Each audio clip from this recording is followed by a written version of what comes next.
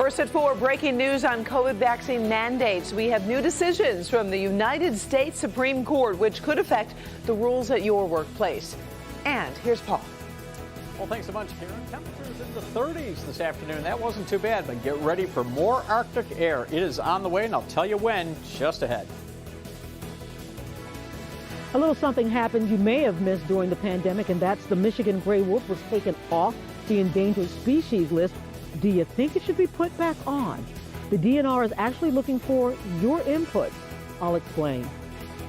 Local 4 News starts now with a breaking news alert. That breaking news comes from the Supreme Court of the United States. It's a partial setback for President Biden's push to get all Americans vaccinated. In a 6-3 decision, the court has blocked OSHA from requiring larger businesses to require vaccines or face weekly tests and mask wearing. The court says the administration overstepped its authority, trying to set rules for employers with more than 100 employees. But the court supported a vaccine mandate for most healthcare workers. That vote was 5-4, and now that mandate can now move forward nationwide. Our coverage of those decisions continues at 5. President Joe Biden is once again taking new steps to fight COVID-19, and he is reaching out to help Michigan. The president wants to be seen as being aggressive against the virus, even as he makes it clear he can't do it alone. It's been a long road, but what's clear as we get through this, when everybody does their part, no matter where you live, no matter your political party, we've got to fight this together. Kimberly Gill, more on the president's plans and reaction from Henry Ford Hospital. Kim. Right. Hi, Karen. Good afternoon to you. The president is in a really difficult situation here. COVID is surging, but he says millions of Americans are choosing to not get vaccinated, won't wear face masks, and we're all paying the price when the virus spreads. This is a pandemic of the unvaccinated. And I mean by this, right now, both vaccinated and unvaccinated people are testing positive. But what happens after that could not be more different. If vaccinated people test positive, they overwhelmingly have either no symptoms at all or they have mild symptoms. And if you're unvaccinated, if they test positive, you are 17 times more likely to get hospitalized. The president is making big promises to show he's taking action. The government will now order 1 billion, that's billion with a B, rapid at-home tests, doubling the order.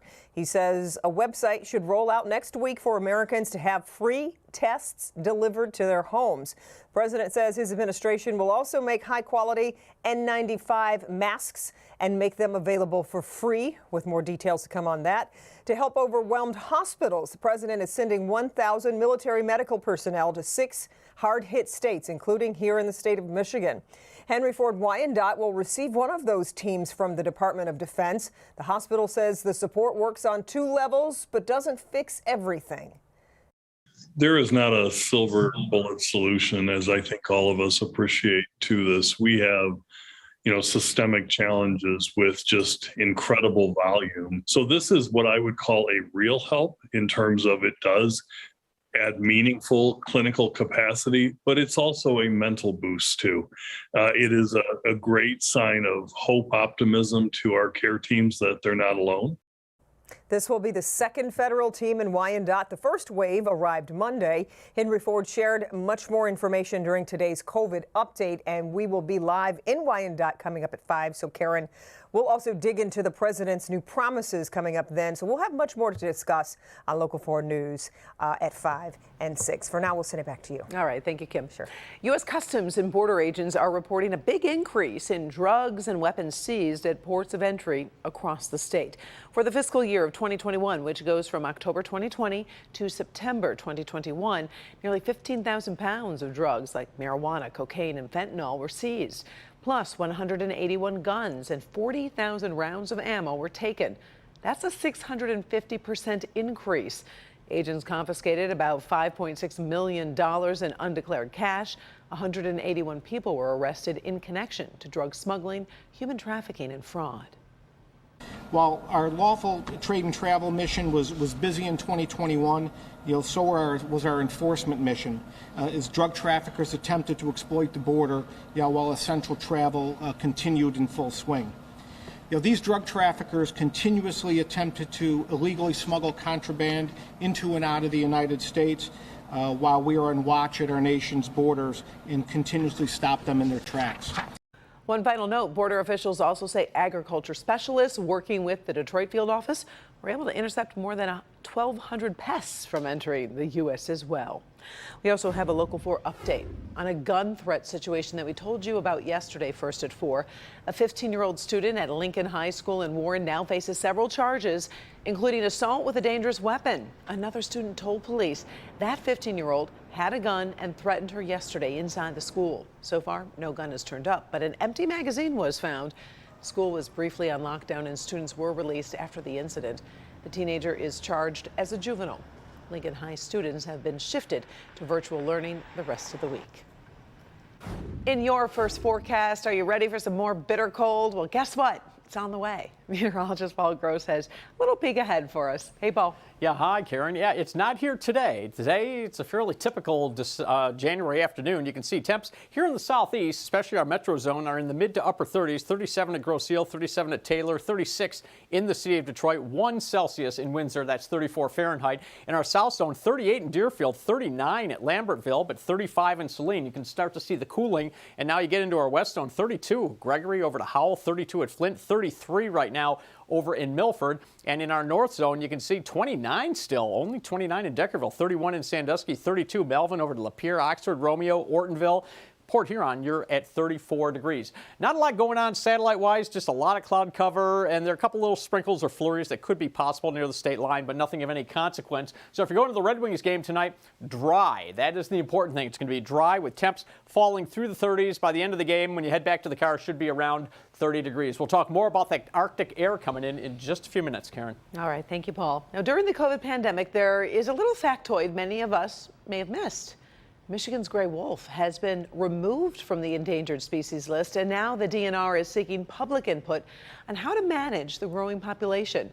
Paula Tutman shows us what's inside a survey all Michiganders are being asked to participate in.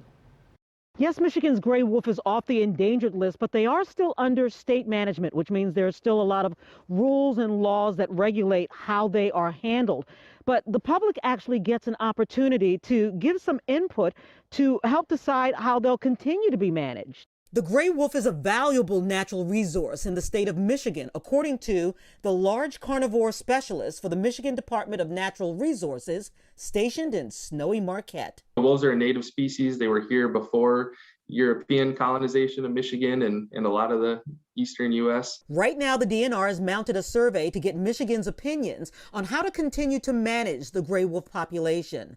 This is important stuff, even to us non-Yoopers in the lower mitten, because wolves serve a valuable tourist, economic, and ecological purpose in our state. We're really looking at all aspects of wolf management, which would include, everything from public outreach and engagement to, how we're monitoring wolves, whether, how we deal with wolf packs that might kill livestock or cause all other problems with humans. But in order to fill out the survey, you got to do some work. Great project for the family to research your opinions. So, for instance, when you're asked how satisfied you are with Goal 4, conduct science-based wolf management with socially acceptable methods, you actually need to go and read the current wolf management document to know that with a healthy and growing population of 695 wolves in 143 different packs, do you think the DNR should be able to cull the pack to keep the numbers down?